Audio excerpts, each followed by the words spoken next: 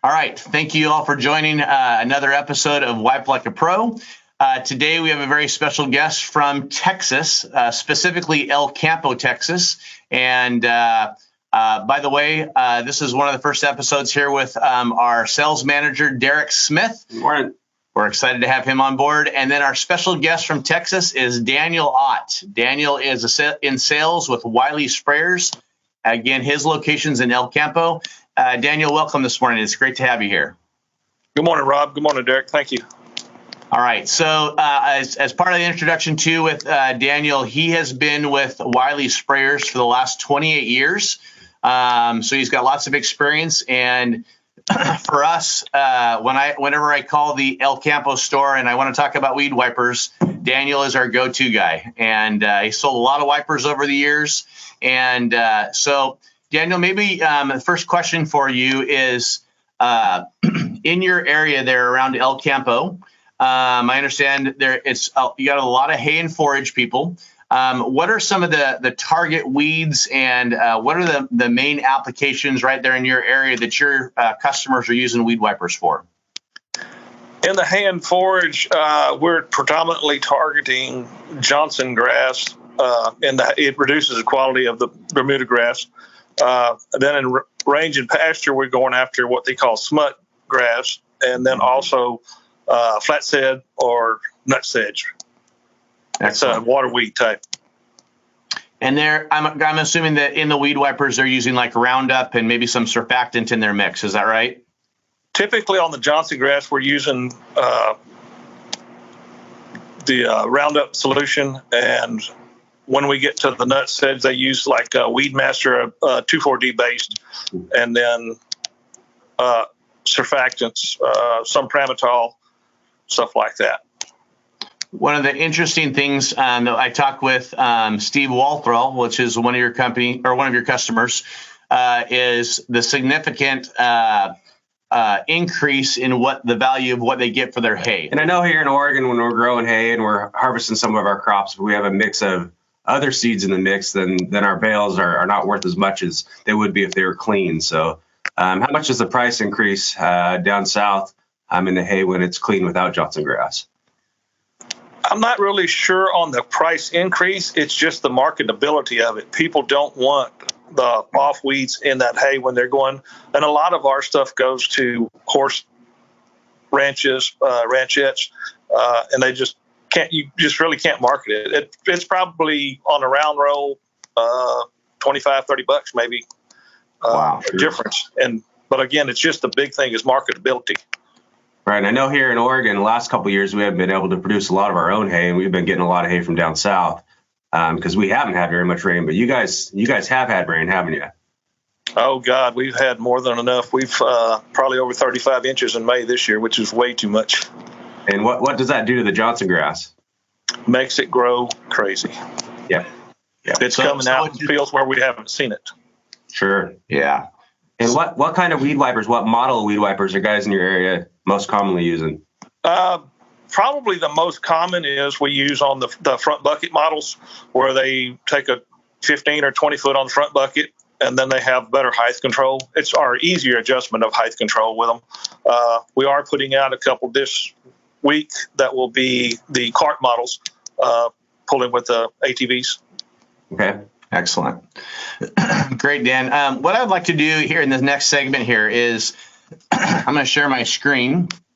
And Wylie Sprayer Company has been around for, my word. Dan, do you know when did Wylie start? Do you have an idea of when that company started? The actual start date, Rob, I'm not sure, but incorporated was 1964. Wow. Okay. Well, we've been working with Wylie's here basically since the very beginning, and we really appreciate working with you guys. One of the things that kind of switching gears, I know you do a lot with the pastures and so forth, but in this particular model that we're showing on the screen, can you see that, by the way, Dan? Yes. Okay. So I'm on Wylie's website. Wylie Sprayers. If you're from Texas or from the South, and you know anything about sprayers and sprayer booms, Wylie is really the go-to company for that. Along with building sprayers, they are a Case IH dealer. So they sell case sprayers, case tractors, and of course, lots of farm equipment. And how many locations do y'all have, Dan, throughout Texas and Oklahoma? Approximately 15. Okay. I can't keep account of all of them on the top of my head, but somewhere's right there. That sounds great. So this particular unit that you're looking at here is their 30-foot weed wiper. They're using the Smucker sponges. And as you can see, I'm going to scroll through some of these pictures here. This particular weed that you're seeing is, that's of course spraying in cotton when it's really, weed wiping in cotton when it's really early. That's a very common Roundup resistant weed called, it's technically called Palmer amaranth. And in the South, a lot of places call it careless weed. Probably the most common name for this would be pigweed. And what they're doing with the weed wipers, if you notice from this picture to this one, how green the sponges are here, that's because they're using a product called Gramoxone or Paraquat, and it does a fantastic job on these Roundup resistant weeds. Again, you can see this field of cotton. Scroll through this particular one here. And Dan, I know you've sold these here too. In fact, Steve has 2 of these, and he's using these in his hay fields. But you notice in this particular model here, you've got those hydraulic lifts for levees and being able to adjust the height of not just the back, but the sides there. And that's an option on that unit. Is that correct, Dan? Yes. Okay. And let's go back to the picture with the Gramoxone showing in the sponges here. Okay. So a couple benefits to using Gramoxone over cotton and beans. One is that it's a contact killer. So if you do get the sponges a little full and they do drip down, it's just going to burn the leaf of whatever crop you're wiping over. So with that said, which is really easy with a pigweed, is you want to bend over at least 6 inches of that pigweed and get the Gramoxone on the stem of that weed. And when you get it on that stem of the weed, it'll flat wipe it out without damage to the crop below. That's right. That's a 50-gallon tank that they have with each of those sprayers. This is a unique system here too. One of the very unique designs of this particular model is being able to put this on a front tractor that doesn't have a front end loader. Tell us, Dan, on this unit, is it model specific to the tractor, or if a customer wants to buy this particular model, do you have to know what brand of tractor he has? Yes, we have different kits available for the different makes of tractors. The basic framework wiper is the same on all of them. That's where you could take, if you have red, green, blue tractors, we could set you up with mount brackets to fit all of them. Fantastic. And then use the same wipe apparatus. Perfect. It's got an optional sprayer boom if you want to do spot spraying. This is a remote control for turning your spray on and off. And I love this picture because that is a giant, very large growing careless weed or a pigweed. With thousands and thousands of seeds. Yep. All right. So for those of you who are able to watch this on YouTube, I'm going to scroll down here. There's a video you can watch, a couple of videos on Wylie's website. The website is wyliesprayers.com. And also, if you go onto their online catalog, let's take a look at that real quick here. You can see right here, they've got the prices for a front mount, a rear mount, and then a couple different options. One of the key things too, Dan, that I want to chat with about here are these kits. You notice here there's a 15-foot kit, a 30-foot kit. Have you had many of your customers, Dan, that buy just the sponge kits and then, of course, build their own? Maybe they build something for their ATV or their front bucket. Have you done many of those kits at all, Dan? Yes, sir. That's a real common thing. I have guys that want to build a 15 or 20-foot straight bar. They attach it to their front loader, have their tractor equipped with auto steer, and then they move back and forth between different locations. So they set it on top of their flatbed trailer, and they run the tractor up behind it and cinch it down, and they're gone. And they make the quick attach loaders. That's a real common thing for them. Excellent. One of the things as I'm pulling this up here that is new for us this year is if a guy, you mentioned a guy putting it on his front end loader. Let me show you a quick picture here. I know, Dan, you and I have talked about this also, and you probably haven't seen these because we just started shipping these here, I believe about 2 months ago. And let me hop over here to front buckets. Okay, so the two new items we have is, can you see this right here, Dan, these front bucket brackets? Yes. Okay, so now, for example, I think, but in fact, I'm pretty certain you have a 20-foot front bucket that you're going to have in stock there. And you can notice here how these brackets quickly and easily attach to a front end bucket, which just is a lot simpler than the design we had from before. Again, you can see that 20-foot front bucket is $2,099. And then if I go back one here, you can also see that you can buy the brackets separately and buy the kits in really whatever lengths you want and build your own system there. Dan, I have another question for you. UTVs, I know in our lifetime,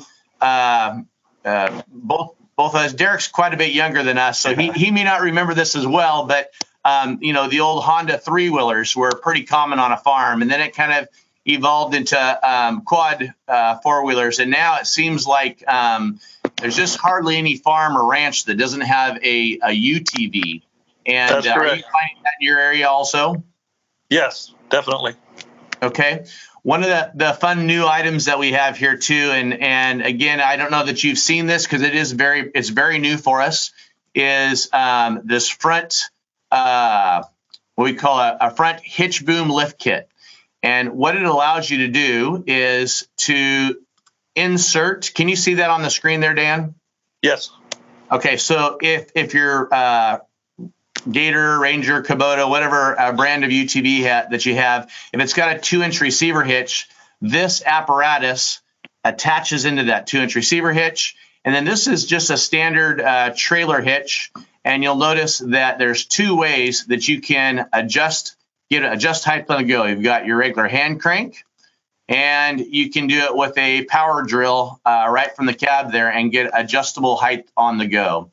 For those of you, again, who are watching on YouTube, if you simply go to the Smucker page and go to the Weed Wiper section in this product menu, click on ATVs, there is a short video here where you can watch, and we explain kind of how you attach it, how it lifts up your boom and so forth. And here's kind of a picture of what it looks like with any of our weed wipers, whether it's a 5, 10, 15, or a 20-foot weed wiper, or let's say you want to build your own bar. It's very easy to do, and then of course utilize this hitch boom lift kit. Anyhow, let me come back here to you, Dan. Dan, again, let's talk about the season and the timing that you guys are doing the wiping in your hay and forage fields. In your hay, do they do it before or after the first cutting typically when they're weed wiping? They'll start as soon as the weeds emerge above the crop, just quick as they can get out there and get done, weather permitting. Mm-hmm. So from probably round numbers 1st of April throughout the growing season. Right. Do they wipe then more than one time during the year, or is it just typically once in the summertime or summer and spring? It's going to depend on, of course, how well of a job we do wiping it the first time. If our operator follows and he doesn't leave a whole lot of skips and we get it out and we knock it back, how resistant it is, how many inches of rainfall we get that regrowth comes out, we'll just have to play it by ear and see where we go on that. That's right. One of the common questions that people ask about weed wipers is, how often you turn on your pump and how that sponge is wet enough to get enough on there.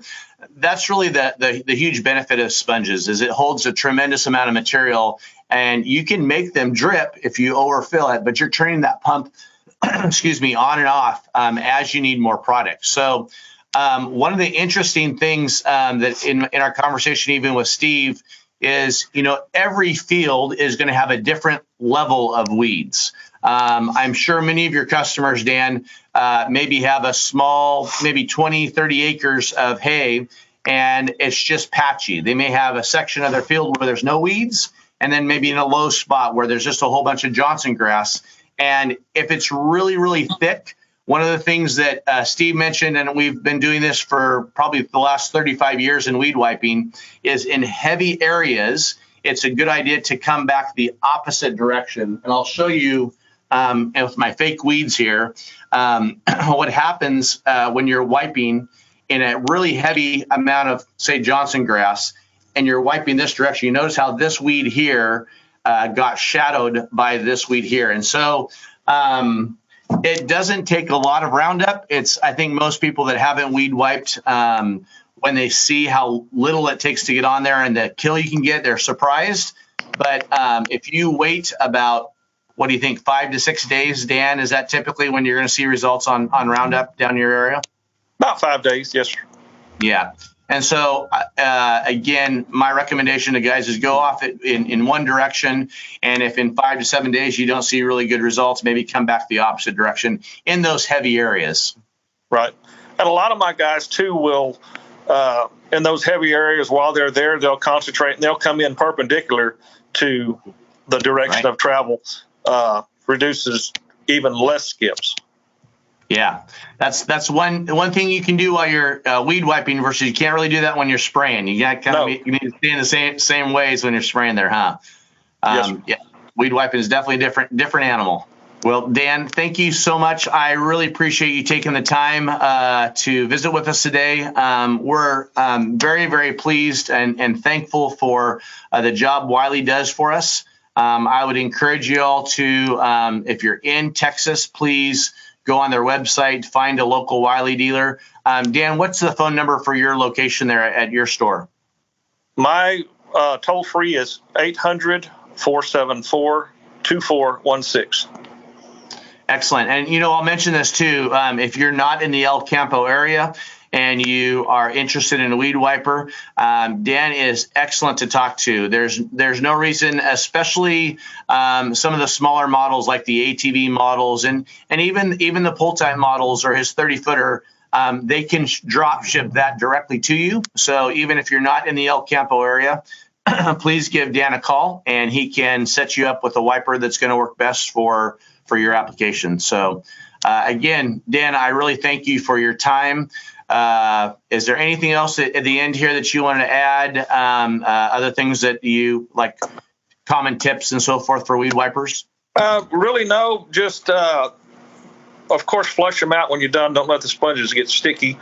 But I guess one of the best quotes I've got is one from one of my municipality users, and he says, the only place it doesn't work is where I don't drive. Wow. Oh, great. I love it. Well, thank you again, Dan. Have a great day, and I'm sure we'll be chatting again. Yes. Derek. Take care, man. Have a great day. Thank you. You too.